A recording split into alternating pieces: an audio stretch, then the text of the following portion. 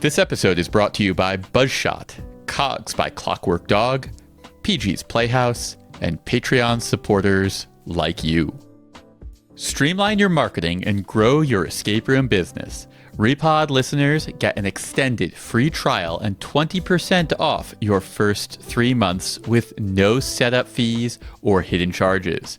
Visit buzzshot.com/REPOD, that's REPOD, to learn more. Link and details in the show notes. Post-game photos are one of the best marketing tools out there. It not only captures the wonderful memories your players had at your company, but it should also be your calling card. Buzzshot has overlays that you can add to escape room team photos with things like the name of the game or your company.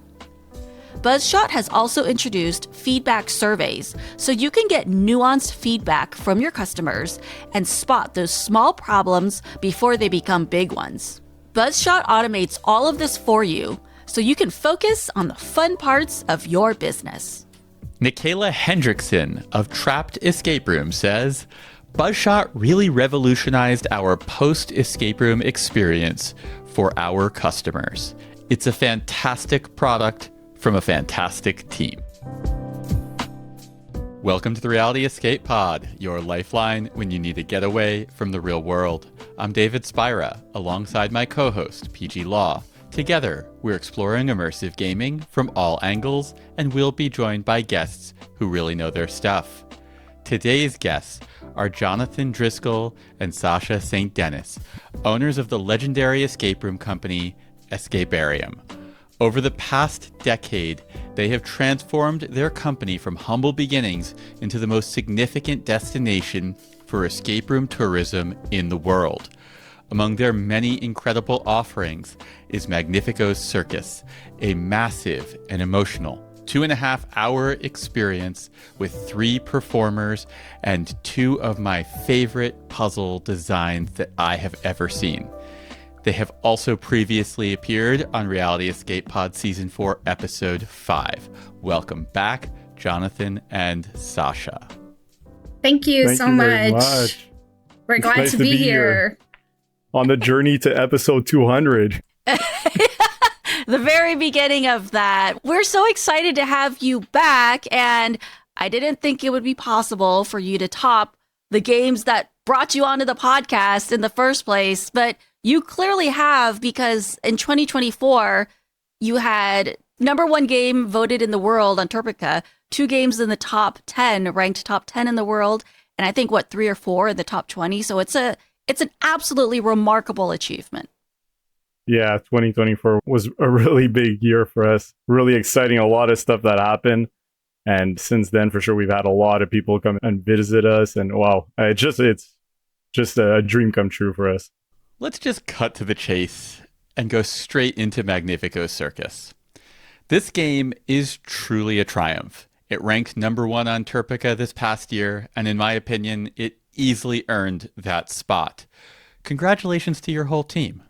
Oh, thanks a lot. When I first spoke to you about what you were referring to as the circus game that you were working on, it was supposed to be a quick and easy project. You had told me that you weren't going to do anything too ambitious with it. Respectfully, what the hell happened? I don't even know how to explain it. I mean, as some of you might already know, we have a haunt, or we had a haunt. I'm not sure if we're continuing to do it or not, but we had a haunt, and we kind of had to build games with what we had in the haunt. So we had an area that was a circus, and we thought this was the next logical step, and it was almost the only area that we could easily do something. So we said, we already have some things for a circus, so let's just get something done relatively quickly using what we have already. The problem was, as time went on, we started taking down the circus, or what we had for the haunt, and the only thing that was kind of left was the clown head, which we had to change into, because it was like a clown head that was for a haunt. So it was a scary, big clown head. I'm talking about something like 15 feet high or so. It was pretty menacing. Yeah, it's the type of clown head that serves as like the entrance. It's almost like a doorway and you're like walking into the clown's mouth, right? Yeah, exactly. So we ripped out the whole maze inside, and then what we had left was pretty much only the head, which we had to redo completely. And then I guess it evolved from there. Initially, it was supposed to be a horror game because it was in the haunt, and we were thinking that we'd be continuing to do the haunt every year, so it would make sense for it to be scary. So we started designing it that way. And then at some point, we watched Greatest Showman. I really liked how all the music in that movie really gave us some sort of emotion while listening to it.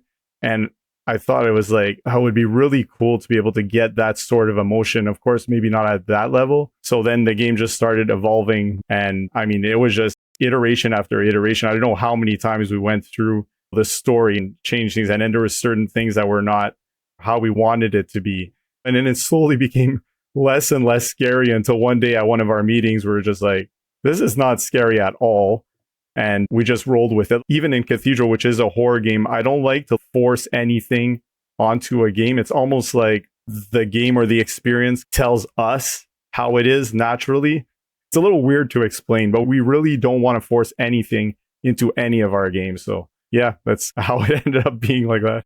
I have a couple thoughts, which is, first of all, I'm getting very strong deja vu of the story of when you built Forgotten Cathedral, which you also took the set piece from the haunt thinking it was going to be a quick and easy build.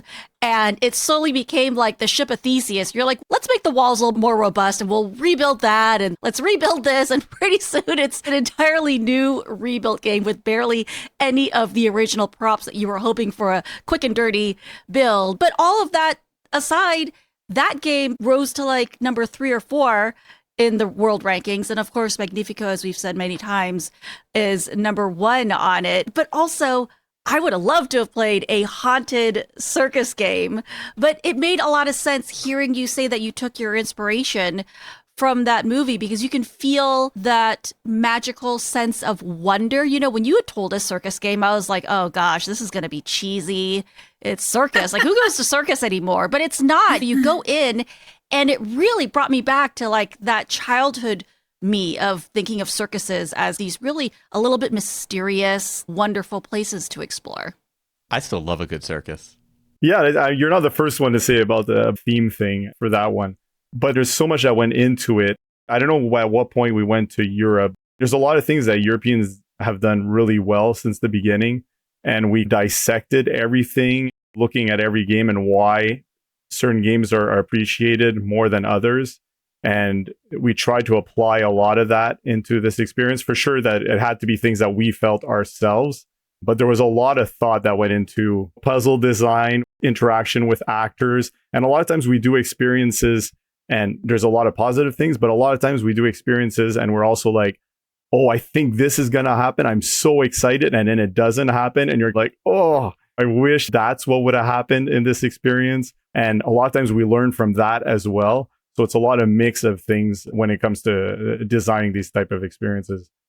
Magnifico is not a cheap date at $165 Canadian, roughly $118 US per ticket at time of recording.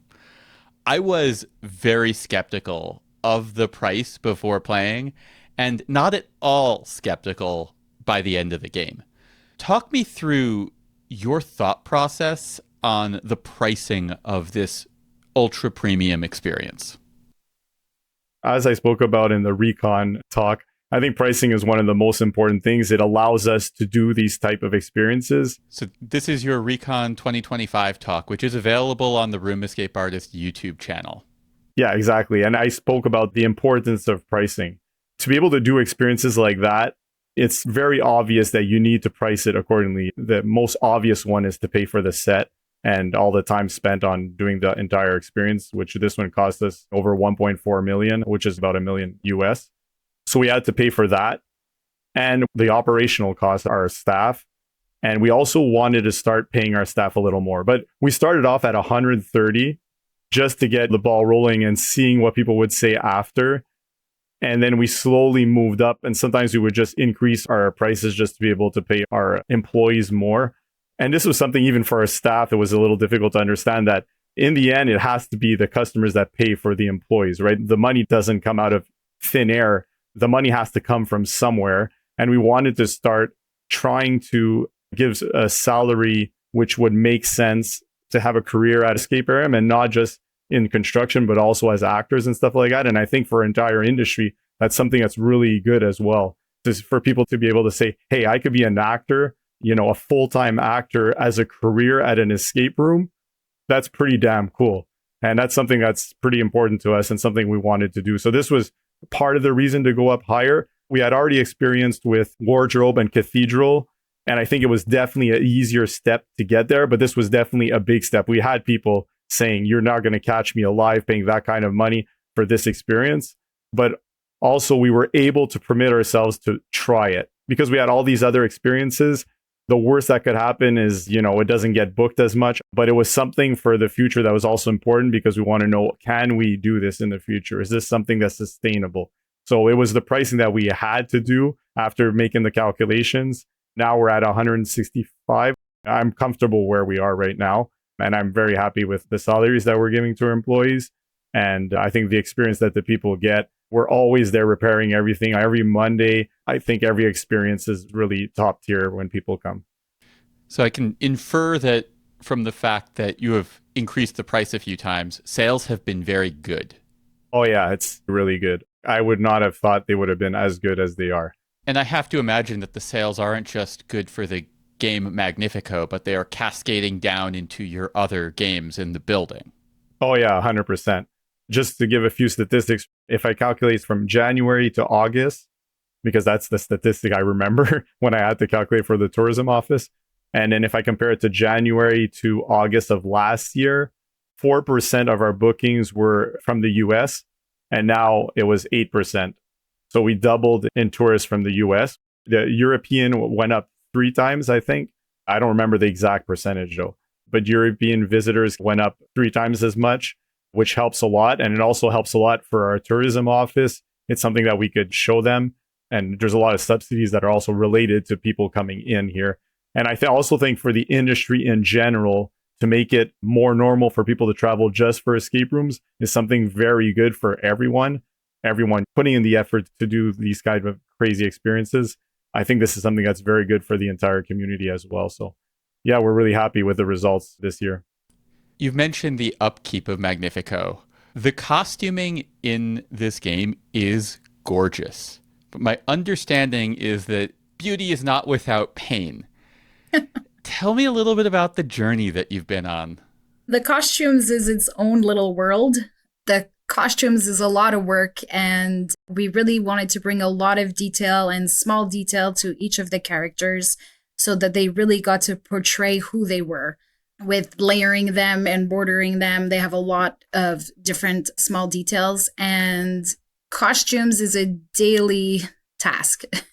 It didn't stop once Magnifico opens. They require fixes. They require changes. New staff comes in. We need different sizes that we might not have already had. We're continuously working on them, continuously renewing them and changing things. When we created Magnifico, it was the first time that we went really heavy into costumes, and we didn't necessarily have any experience in costuming whatsoever. So in terms of how things were going to last, how long things were going to last, we didn't know.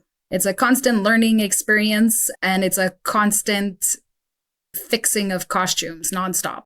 Do you feel like you have achieved any leveling up on the maintenance of these, or is this still sort of a pain point that you are continuing to work through? No, definitely. We learned a lot of things since the start. It's over a year that Magnifico has been open. So we've learned a lot of different ways to keep fixing the costumes.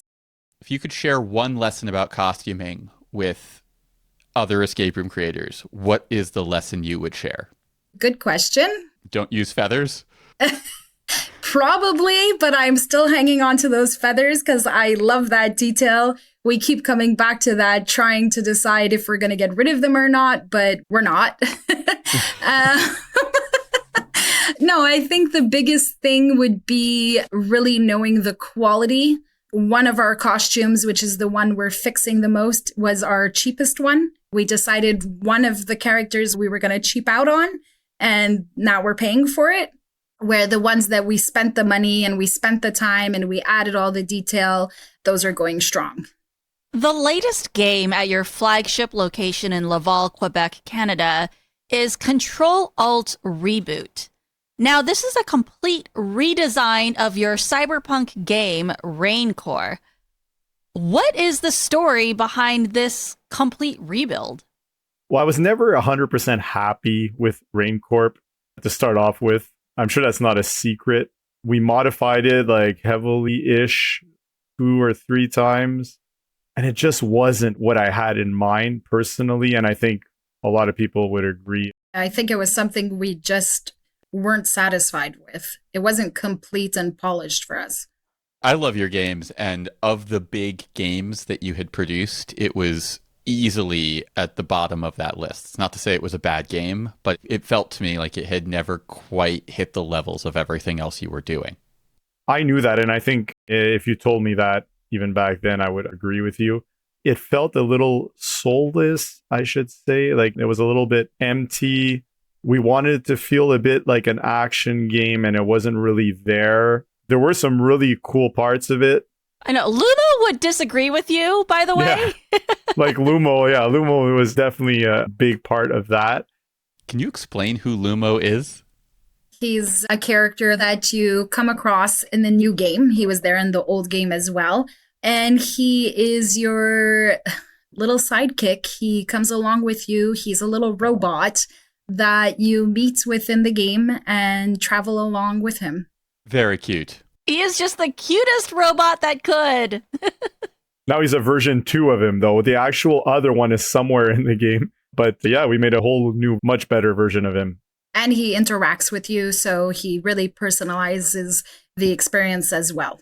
We weren't going to completely redo it unless there was something else, and there's a something else that leads to it. So the something else, I guess, is it's not really spoiler. I tell almost everyone anyway, but the one we're doing next after we finish the lobby area is going to be a horror game. And this horror game, the plan was to go through the intro and the first room of back then Raincorp. So what we said is that, look, let's completely redo those 2 rooms. So at the same time, it's going to improve Raincorp, and we're also going to have a new room. So we could invest a lot more into Raincorp back then. We'll make a few changes, and it's going to look a lot better. Maybe we could change some puzzles in the first area. Yeah, so that was the original plan. So we started doing that, and then we were like, okay, well, we're already here. It looks really awesome. We had some good ideas, and I'm like, you know what? Screw it. Let's just go all out. Let's just redo this whole thing. I know it might not make the most financial sense.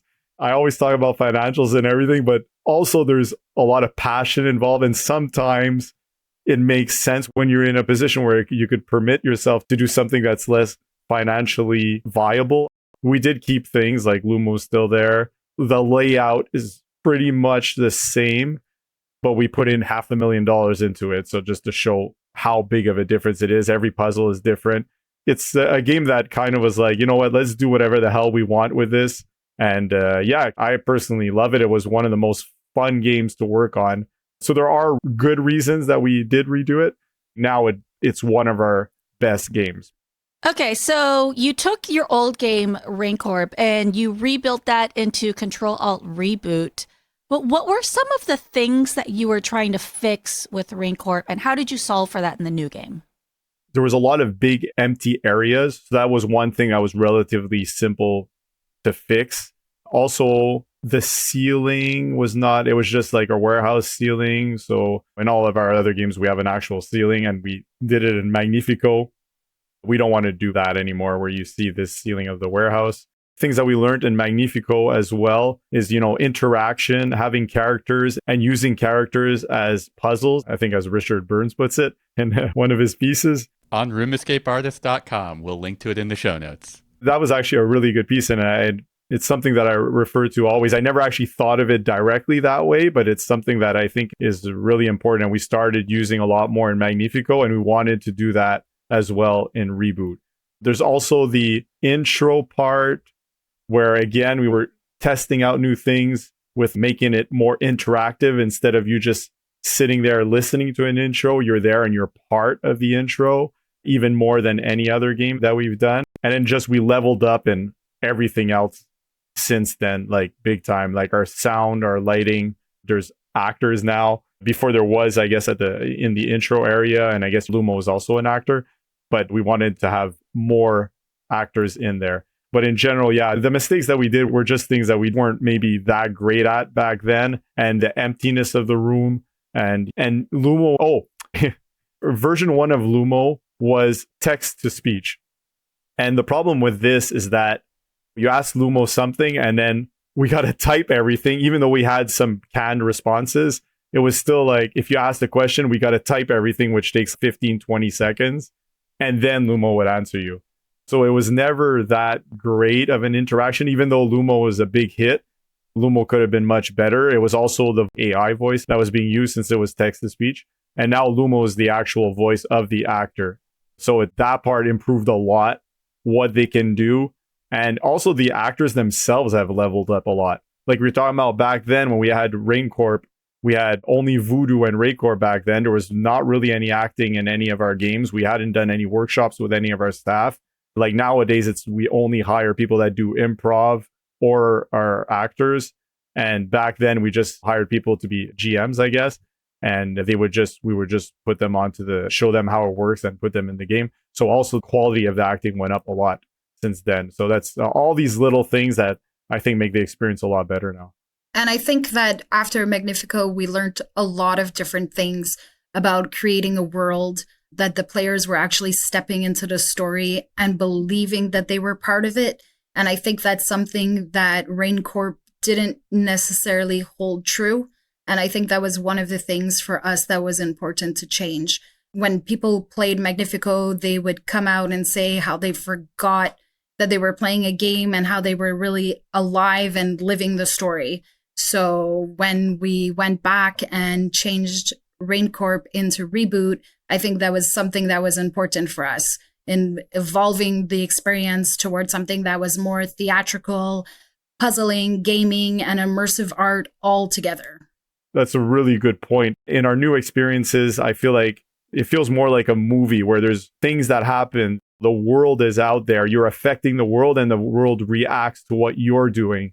So I think a lot of that was added into the more recent experience, whereas RainCorp, you could just pause time and you would just, whether you pause time or not, it would be the same thing because you're just doing some things and not much is happening as a result of what you're doing. Yeah, exactly.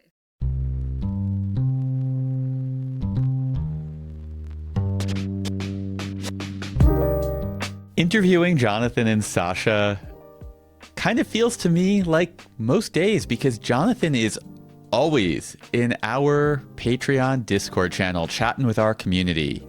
Yeah, that's one of the coolest things about the Room Escape Artist Discord is that you get access to the creators of the top escape rooms in the world. I don't know where else you can just sit and chat with your heroes on a casual basis, ask them questions, engage in discussions. It's really beautiful to see. And also, we have a number of Spoilers Club episodes with Jonathan talking about some of his iconic games. And there are more Spoilers Club episodes that we're making in collaboration with him coming soon. I mean, we cover all of the best games for Spoilers Club, so you gotta have all of the Escaparium games on there. We'll get them all one day. Gotta catch them all. If you have the money and you are financially stable enough to support us, please consider checking out patreon.com/roomescapeartist and tossing a couple dollars per month our way, or spring for an annual membership. You can save 10%, but that money goes so far for us. Thank you in advance, and thank you to everyone who supports us. I was surprised to learn that you recently opened a new game titled Escape Plan in your Dorval location. Your second location, which is, I believe, the oldest one you are currently operating. Neither of us have had a chance to play it, but it has been described to me as, quote, something really different. What can you tell us about this new game? I'm very honest with everyone. Anyone that comes here, any tourist or anything, they always ask me, what should I play? I asked them, how many games are you playing or how much time do you have? And I'll give them the order. But I would always be like, go to Immersia, go to Soulkeeper and play this game and so on and so forth. And if you have time, go to Quebec City. And I was never able to like mention Dorval. Sometimes it was borderline. And it also affected like the staffing where it was kind of like not a rivalry between both, but people here were more proud of what they had as a product as opposed to the other one, which annoyed me a bit as well. It doesn't annoy me that they thought that way because I feel it's somewhat justified, but I wanted to give them something as well to be proud of and give a reason for people to be going there.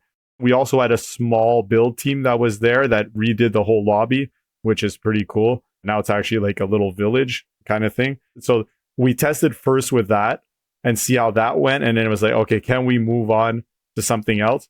So I'm against doing this most of the time, but we had to take down our old prison game, which I feel you should always be building out before taking down games. But here, those I already mentioned the reasons why. And we wanted to build something really quick, pretty low budget, which it was. Nowadays, I think anything under 100,000 is, I don't mean it's low, but for us, it's definitely very low. So we're trying to brainstorm what we could do. And we thought about doing a game that was more of like a real life experience where there's not any escape room puzzles at all. And it's just, what would you do in that situation? Like with what you have at your disposal, and not just tools and stuff, but also actors and characters, information you get from them, information you get from your surroundings, and MacGyver your way through things, but also talk your way, negotiate, and find solutions to certain problems you had. The great thing about this kind of game is that it takes a lot less time to make, because in an escape room, the whole set design as a whole takes a long time, but the little props are what take the most amount of time. Like magic boxes or stuff like that. It takes so long because you got to design it. And it's not like you could go on YouTube and be like, how do I design a magic box? No, there's none of that. So you got to go from past experience. And if it's something new, your estimates are going to be as good as they can be, but you're going to make mistakes. So sometimes you got to redo them maybe multiple times. And even when it's running, then you're like, there's one issue. We have to maybe make a few changes. So these take a lot of time. Now in this experience, there's none of that. We do have some lighting and sound, and there's a couple of cool little things that happen. But in general, there's no props because you're not doing a puzzle and something happens, because none of that happens in the real world. You're using real life props. So it's like with this plunger and a crowbar, how can you escape? Exactly. There is some of that, but at least 50% is with actors. So it's really hard to describe what it is. I know you're probably thinking Revo. So Revo is an escape room company in Toronto that makes games that don't have traditional puzzles in them. They are more physical and mental challenges where you just have to figure out any way through it. Can you think your way through it? Can you muscle your way through it? Can you stumble your way through it? Any of those things will work, but there's not traditional puzzling in there. Yeah, exactly. I feel like it's maybe closer to that than an escape room, but to me, the best example is really like King's Quest, Gabriel Knight. So point and click adventure type stuff. It's a lot more that kind of thing, I would say, than Revo. It took us 2 months, which is really fast. The acting part took about a month and a half to train and figure out how we're going to do, because this game required a lot of beta testing and changes nonstop because the actors are such a vital part of it. So a lot of the time and everything went into there. So it took 2 months to build, and then it took another month and a half when it was completely built pretty much to be able to fine tune. And I don't think we've ever beta tested a game as much as this. Maybe Magnifico, but it was just beta test after beta test, and like one beta test, okay, switch this and this. Oh, one beta test, change the script, do that. Let's remove this part. And at the beginning, we had 3 escape room puzzles so that people don't feel too lost in this type of thing. And then only one made it. And then at the beginning, I was telling rules. I'm like, okay, this is a game without any escape room puzzles, but there's one. And I'm like, it makes no sense. You know what? Just forget it. We ripped out the other one. I'm like, it makes no sense. Let's just go all out. Lean into the concept. Yeah, exactly. So, yeah. Sounds like you're doing it right with all of the beta testing. And you guys have been busy building all of these new games. You have a lot going on at Escaparium. But I know that you still make sure to travel and play a lot of the top tier escape rooms around the world every year. So how much of this escape room travel do you view as business and how much do you view as pleasure? Probably depends on which one of us you ask. Well, we're asking you, Sacha.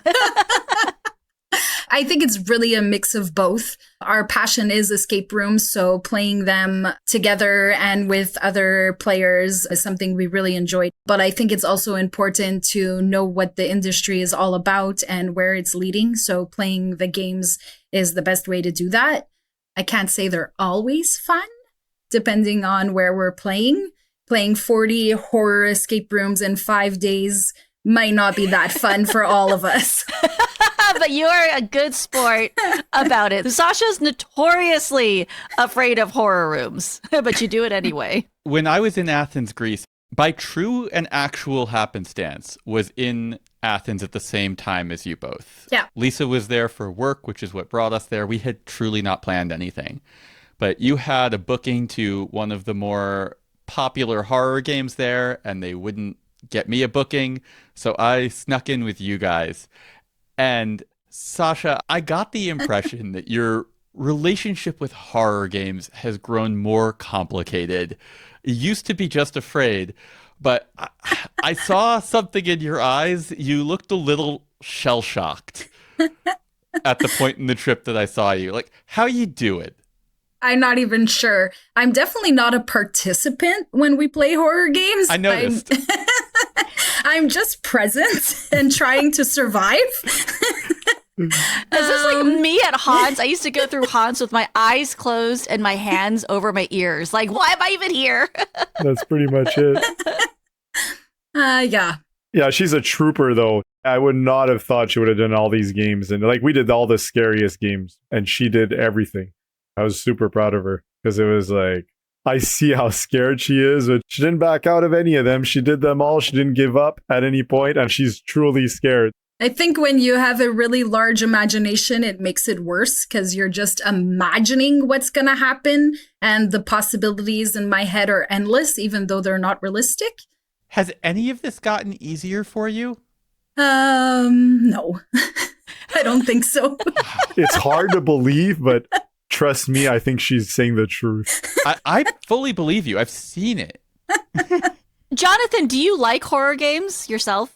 Do I like horror games? I don't particularly like horror, no. I mean, I'll do it. I get scared, but it's not like it's a feeling that I actually like enjoy that much. That being said, like La Santa was my number one at some point. Like, I don't get anything extra from the horror part. So taking out the horror, it needs to be a good game because I don't get that emotional high from it. The game that I played with David, that one was a little bit more fun because it felt a bit like when I used to play paintball, running and ducking and doing all these kind of things, like the kind of Greisers as well-ish. I know you have to be careful, don't run, and I say I don't run, but you hurry up. I definitely saw your silly side come out in that game in a way that I had never seen before, and I really enjoyed it. I'd just like to add that during their time of running around, I hid in a closet. She didn't see any of it. I think thriller games I like. Horror games where it's just lights go out and somebody jumps in your face that's supposed to be trying to kill you. I don't get it. If the person's trying to kill me, why aren't they killing me? To me, it breaks immersion. It's hard to be immersed when it doesn't make sense, which I find a lot of them do. But on the other hand, there's some really amazing ones. There was Ghost Rider that had some really good scenes, and Chapels and Catacombs. I loved the beginning of it. The Catacombs a bit less because it went back to that kind of thing that I was talking about. I do think that all of your travels have made you better creators, and it's definitely helped you level up. And so I'm curious, as you've leveled up and grown in profile, how do you think your customer base has changed? Have there been any unexpected trends? So for sure, we started getting more and more tourists. And one thing that's pretty cool is that a lot of our weekend customers stays the same, where it's a lot more local. But our weekdays are starting to fill up a lot more with tourists that are coming from around the world. That's something that has changed a lot, especially in the last 2 years, I would say. We definitely saw a big difference in how our weekdays used to be pretty empty. And now we're doing pretty decent on weekdays because of tourists, and we're pretty bad at corporate. We should be doing better than what we do. but it's actually a lot of tourists, like multiple groups of tourists every week. I know that I felt it when we were running the tour at your location. We basically spent 2 weeks there, and there was some downtime in the middle. We were using the back area that is going to become your new lobby to host the tour. And every once in a while, I would duck into your actual lobby to work on something, or to just duck away from the group to work on something with Lisa or whatever it might be. And every single time I walked into your lobby, I met escape room tourists, people who recognized me or recognized my voice. I think it happened 5 times over the span of the time I was there that people recognized me in your lobby who had nothing to do with the tour. And so I had come to the conclusion that the only place in the world that I'm famous is your lobby.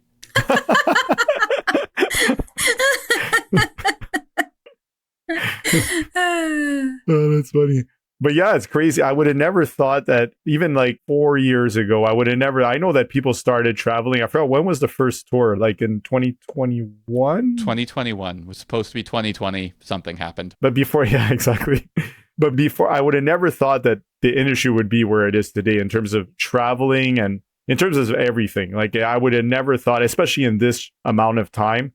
I feel it's still a little niche, especially like to travel far to go play escape rooms. But it's still, compared to how it was, it's just increasing so much every year. And it's really awesome to see. It's something that's, I think, very good for the industry. And, you know, it's amazing to see.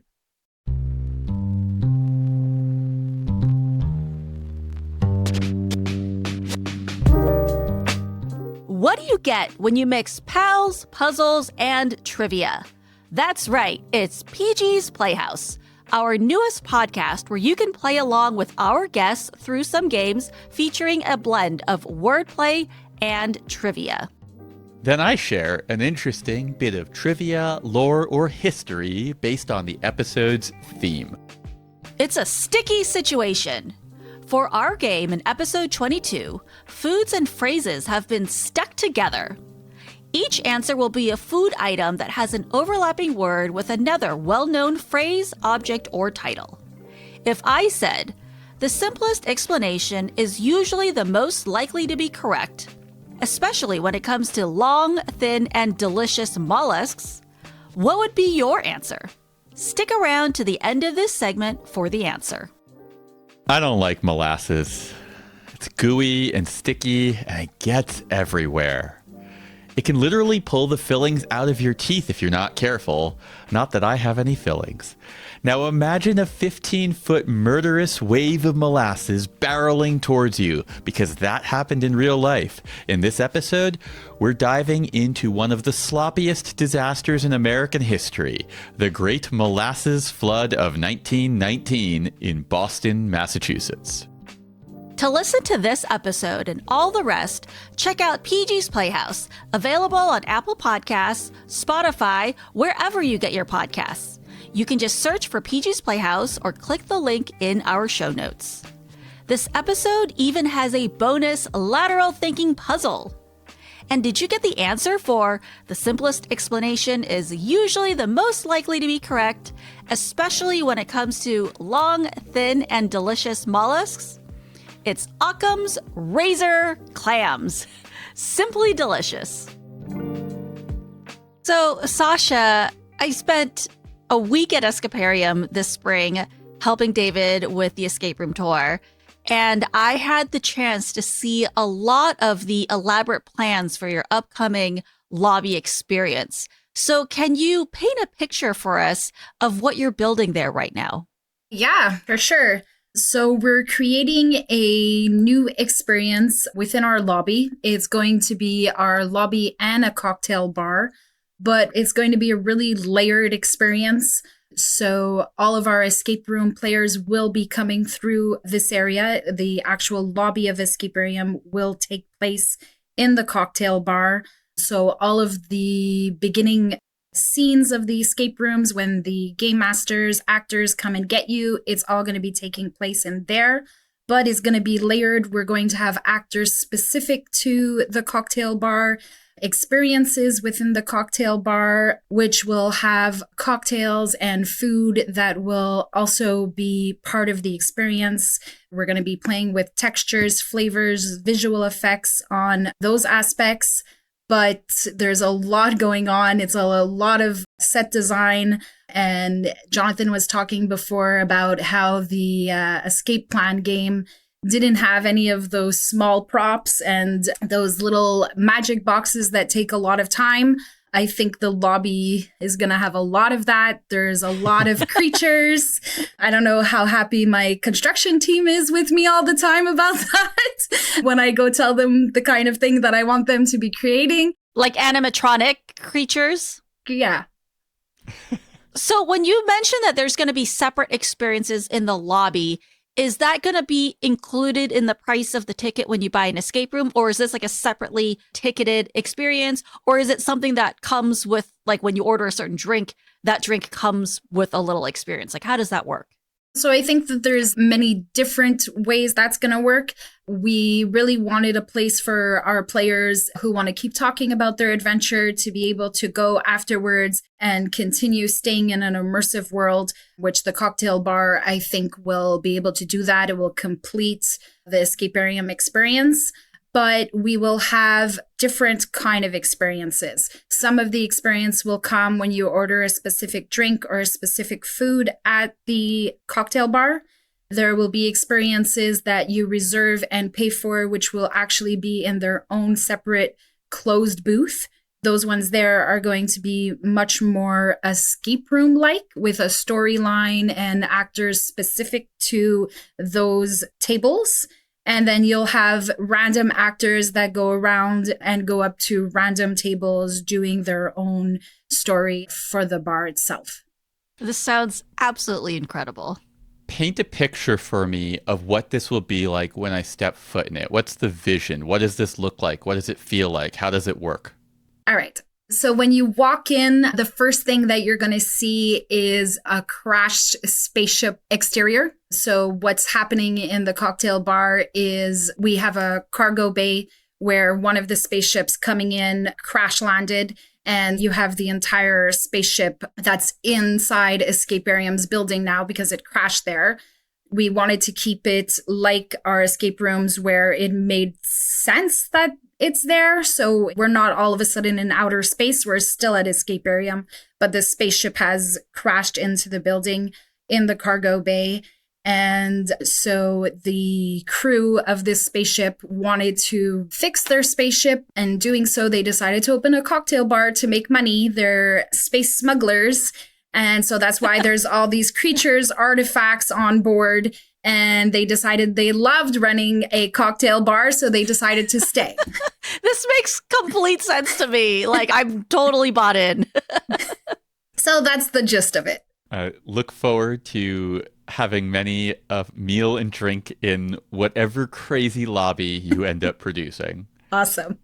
On top of leveling up everything else, your merch game has really just hit a high bar. I'm wearing the shirt right now. I know you listeners at home can't see it, but I am wearing it.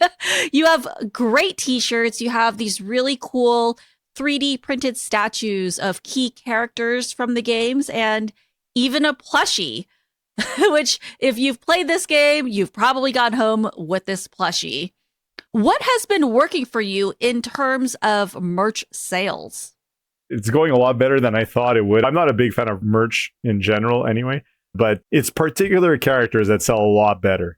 But definitely our top sellers are Lumo, Magnifico, and Moss in those three characters, and they sell a lot more by a lot.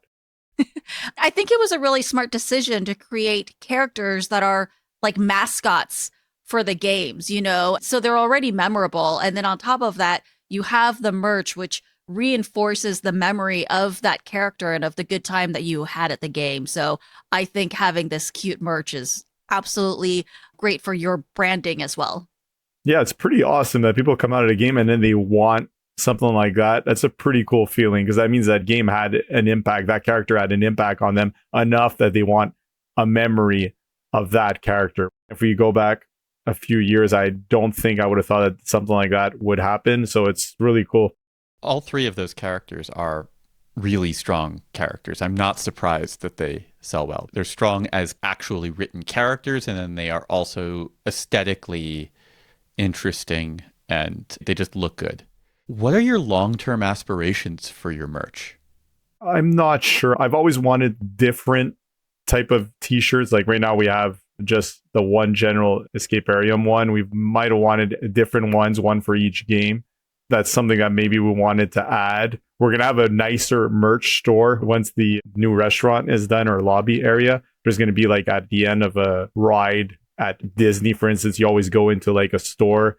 Exit through the gift shop. Yeah, you are going to exit through the gift shop. So yeah, we're going into that direction. But it just makes sense with everything we're going to do. And I think it'll make sense. And we're also going to sell like the Magic the Gathering cards because we have tournaments and stuff. And the restaurant itself will have its own merch. Nice.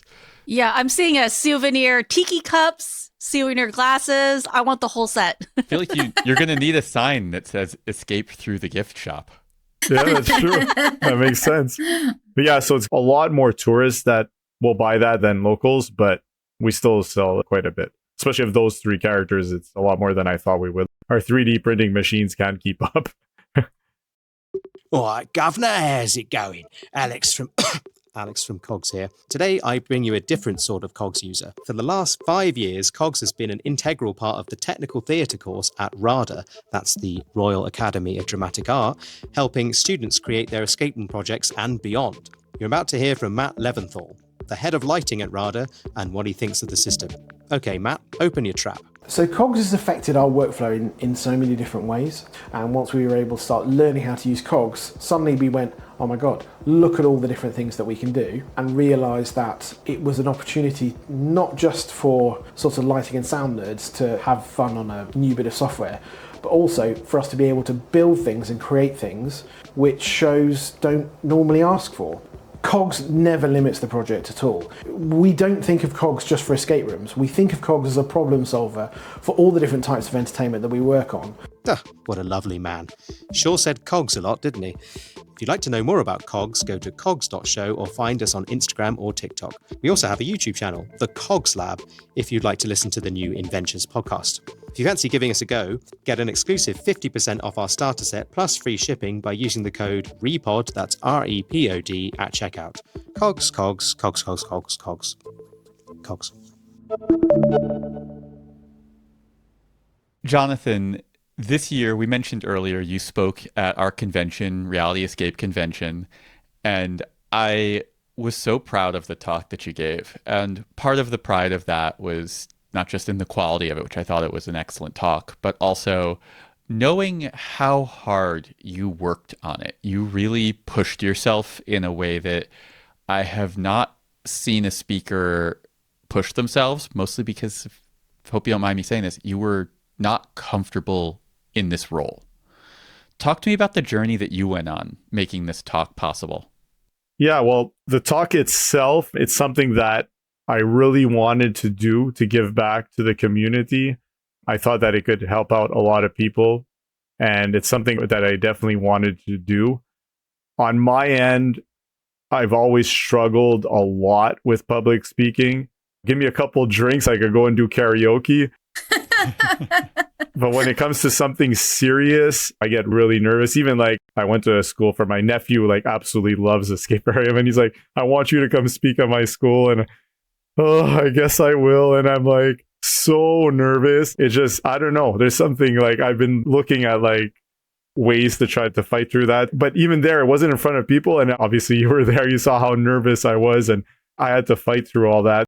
In the end, you definitely did a good job to calm me down and get on track for that. But it's, yeah, I mean, everybody has their strengths, and that's just something that I'm really weak at, and I guess I'm self-conscious about it. I'm not sure exactly why. I know what I want to say, but I don't know. I guess maybe fear of failing or fear of looking like an idiot or having people that want me to fail. It's all that, I think, put together that makes me nervous. But in the end, it's something that I really wanted to do, and I'm really happy I did, because I had quite a bit of people that have messaged me since then and said, I applied this the way you did, and we get an extra 2 bookings per day. And, you know, it's increasing our revenue quite a bit. It makes me super happy. I really wanted to give something that people could apply right away, that could affect their business and that could improve their revenue stream and be able to get out these games. Because I feel like a lot of the companies out there where they struggle the most is when they're like at a couple of games or one game, 2-3 games, and they just can't take that extra step. And that extra step is so much easier to take when you're financially stable. So I feel like it's not talked about enough. And some of the things are relatively easy to do. So I felt like things also could be applied very easily. I have to tell you, I'm so thrilled with the talk, partially because even as we were recording it, I was sitting there thinking, oh, damn, that's crazy. It had never occurred to me to look at the math in the way that you did. So I knew when we were recording that we were going to make something that was going to really help people. And I strongly encourage you, if you are this deep into this episode and you have not yet watched Jonathan's talk, go watch his talk. It's on the Room Escape Artist YouTube channel. We'll link it in the show notes. It is fantastic. But I just wanted to say to you that I could not have been more proud of collaborating with you on this. I know that you put in a lot of effort. I know that none of this was easy for you. And it would have been really easy to just say, you know what, I'm not going to do it. But you shared some really valuable knowledge that I haven't heard anyone say in 11 years of covering this industry. So I'm really thankful that you persevered through the fear and the doubt because you made something really special. Well, thank you. It means a lot. I think that he worked really hard on it. And I think a lot of it was really about how passionate he is about the industry and how much he loves it and how he wants to see the industry evolve. He's always been really strong in math. And I think sharing that knowledge was something he thought was really important that could help. And I'm going to also just take a second and plug the fact that we're going to be doing a whole bunch of collaborations between us again because we're hosting Reality Escape Convention in person in Laval, in your backyard, like 7 minutes from your flagship location. So those tickets are on sale now. Get your tickets, come on out to Recon, meet our incredible community, play some games that will melt your brain. Tickets are on sale now at realityescapecon.com, and you can use code REPOD50. That's REPOD 50 to save $50 on your ticket if you buy before the end of 2025. Get your tickets now. They will never be cheaper, and they will sell out. We are so excited for it. Yeah, we're really excited. And one thing I'd add is that Sacha and I have been to everything, like every single conference up the game in Europe. We've been to every Trans World. We've been to every Recon. We go to all the APAs. We've been there, I think, more than pretty much anybody out there. And it's an investment to do these type of things. But I could tell you that we wouldn't be where we are today if we didn't travel and do these things. And people don't always look at it as an investment. But if you go there and you just learn one thing, and just sometimes this one thing will make such a big difference in the end. And just that little bit of knowledge, or maybe those connections that you make, or things that you saw, all these things, they make a big difference in the end. And I've never regretted going anywhere. If you're looking at return on investment, the Recon team makes, the quality of the stuff that's there and the people that are there are just 100% worth it. And I'm not just saying that because it's in Laval. We live by what we're saying. We're traveling all the time and we wouldn't be where we are today. There's just so much to learn out there from other people, other companies. And I think it's an important thing for people to be doing. And I think sometimes you could take a lot away from playing games or going to these conferences, networking. But like Jonathan said, we always go in with the mindset that even if there's one small thing that we take away, it's gold. And we always strive to make sure that each and every talk on the Recon stage has at least one thing for people operating at your level to walk away with. That's the goal that we're shooting for. We're shooting to get way more than one. And I'll also add, we've worked really hard as a team over the past couple of years to lower the price of going to Recon in person. So we are in a city that is less expensive. If you're an American, there's a currency that is a more favorable currency for you. The price of the ticket is lower. We have worked really hard to make sure that we are delivering maximum value to you. So Check it out, realityescapecon.com. And that's the end of the surprise ad. We always ask our guests what comes next for them. But I am truly wondering, what is Escaparium's creative roadmap? How many games, how many projects have been conceived or designed? How far ahead are you of your build team? We're finishing the design of our next game. Normally we have a meeting every Wednesday to continue on the design. Now we haven't for a while. We're starting again tomorrow. So that's going to be our next experience, which is going to be a horror experience after Reboot, which is the one I said that kind of is in the same type of world, but it's horror. So it's going to be very different. And it's going to be our own take on horror. I can't really compare it to what is out there. It's going to be really Escaparium's horror. So we have to do our lobby. Then we're doing that. And then we have one area where there's already a house from the haunt. Like, I know it hasn't worked very well in the past, but there's a small... It's going to be really fast. We can save some money with this build. Yeah, but this one, we're very limited in space. No, there's nothing that we could do. It's like in the middle of everything. So we're going to try to do a really small... Is it load bearing? No. I don't believe you. Not yet. Not yet. Yeah, so that's the next one after that. And that one, depending on how Escape Plan goes, Escape Plan was also a big test to see what we're doing in the future. Not that we're not going back and doing traditional escape rooms, but we might be going, half and half, or we'll see. But that game might end up being in the type of Escape Plan since it's like smallish area and we might want to get a quick build. Then our game after that, which depended on Magnifico, because it's going to be a very big game and we want to see how Magnifico does. But I think right now we have the answer because we weren't sure on price point. Is it going to be booked? How popular it's going to be? We kind of have our answer by now. I thought it would have taken like 2-3 years, but we're still going to have 2-3 years to still evaluate that. And that's going to be our next like big experience. And then finally, the first game we actually started working on will be the last game we finish, which already has a ship in it and a bunch of walls and caves already done. It makes no sense that we haven't, but it's because of the haunt. And anyway, the logistics of it is going to be our last game that we work on. So I'm hearing good news that there will be still much more to look forward to. Oh, yeah, definitely. We have such a good team. Again, I want to shout out to our team. It's just incredible. And I shout out a lot of times to my construction team because they're amazing. We wouldn't be where we are today. But our staff, our actors and our GMs are just, they've leveled up so much at the same time as us. And the team right now is just amazing. Not that our team wasn't great in the past, but it's just gotten better. And right now is just incredible, the team that we have. We're so lucky to have them. And so we can't stop after this. There's got to be something. We got to keep going. We don't want to lose our construction team.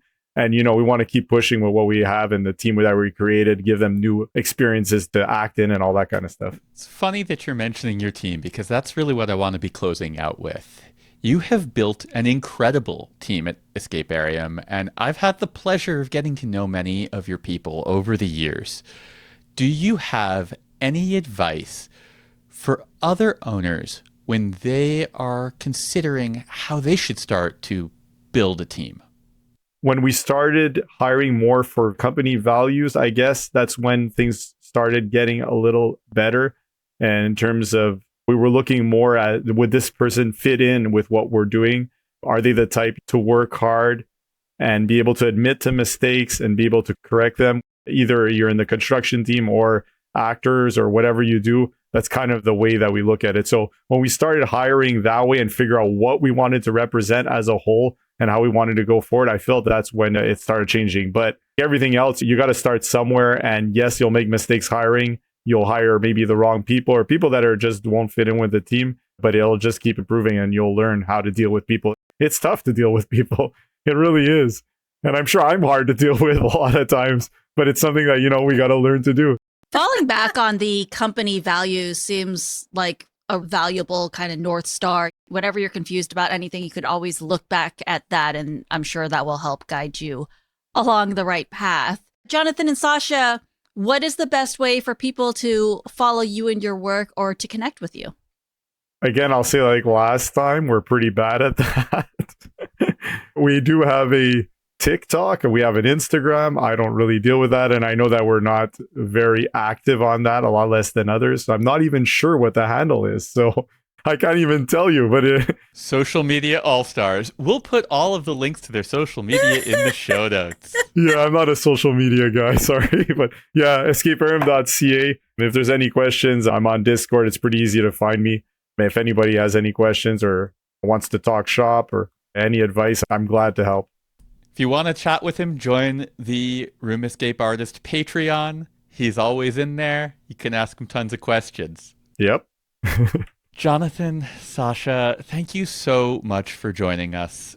It has been 3 years since we did that last interview, and I was just re-listening to the episode before we recorded today, and hearing the thought process and the approach that you both were having back then, and knowing where you are 3 years later, it is really impressive to see the way that you have executed on your vision, the way that you have moved forward, and I think exceeded your own expectations. Certainly, you have exceeded my expectations, and I had high expectations for you both.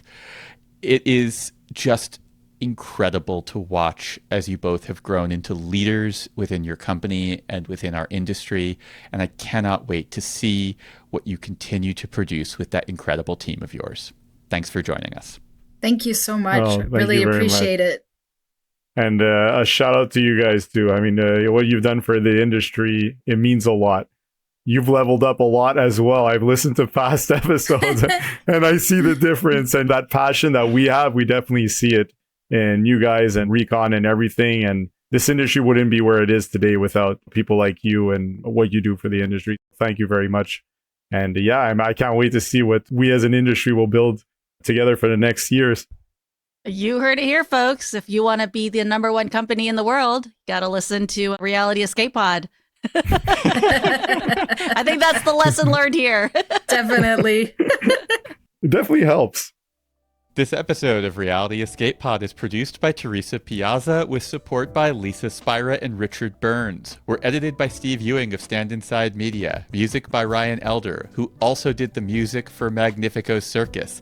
Logo by Janine Proct. And all of this is brought to you by RoomEscapeArtist.com, your home for well-researched, rational, and reasonably humorous escape room and immersive gaming content and events.